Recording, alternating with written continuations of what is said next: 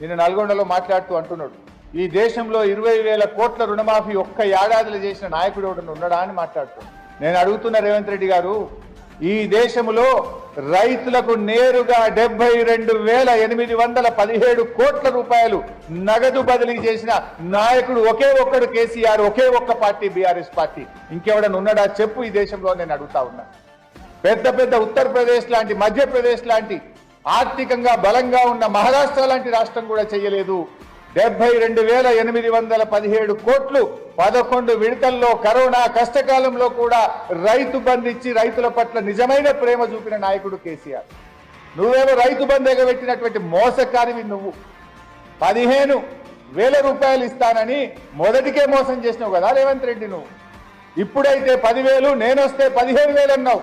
15 పోయింది, ఇచ్చే 10,000 కూడా పోయింది. అప్పుడేమో 2 సార్లు కాదు 3 సార్లు రైతు బంధు ఇవ్వమన్నావు. 3 సార్లు కాదు కదా, మొదటికే మోసానికి తెచ్చినావు నువ్వు. అందుకే కేసీఆర్ గారు అప్పుడే చెప్పింది, కాంగ్రెస్ వస్తే రైతు బంధుకు రామ్ అన్నాడు. ఇప్పుడు ఇవాళ గదే జరుగుతా ఉంది.